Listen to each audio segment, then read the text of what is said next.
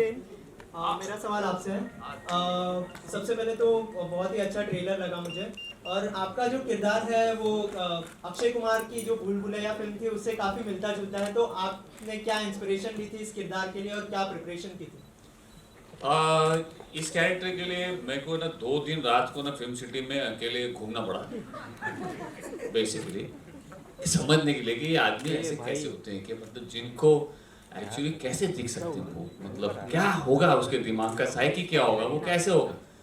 तब मुझे समझ में आया कि मुझे जो अपना ये जो रूप है ना, जो एक्चुअली मैं सबसे बात करता हूँ और प्यार मोहब्बत से मिलता हूँ, वो तोड़ना पड़ेगा।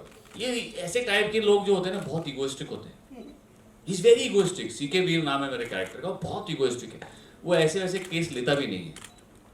और ये इसमें भी जब आप देखेंगे तो आपको पता चलेगा कि क्यों इसने इनकी मदद की, ये अपने फायदे के लिए, क्योंकि इसे लगा कि ये एक जो है ये कुछ अलग केस है इसका, तो I will help for you know difficult case लेने में, आप सामने दिख जाए उससे तो आराम से बात करता है। हम लोग इतने डिटेल में नहीं गए, बट ब्रीफ ये था कैरेक्टर का कि इसके सामने होते ये ऐसे बात करता रहता है।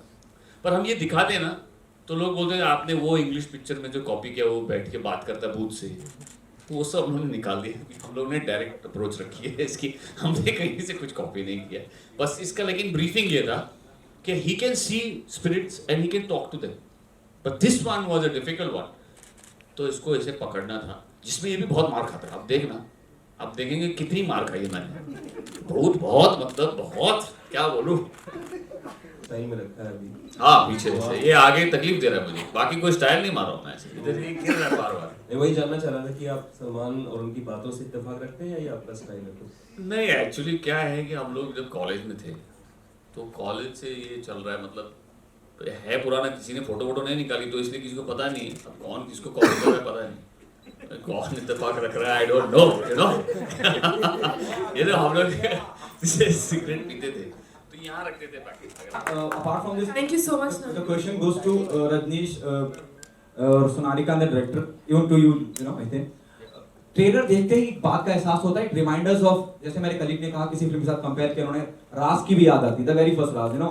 रजनीश कहीं मुझे दीनू मौर्य में नजर आते हैं, सोनालिका में बिपाशा नजर आती है, और आप आशुतोष राणा नजर आते हैं जो आते हैं और पूरी मिस्ट्री सॉल्व करते हैं। There'll be, you know, there'll be the trailer gives me that feel.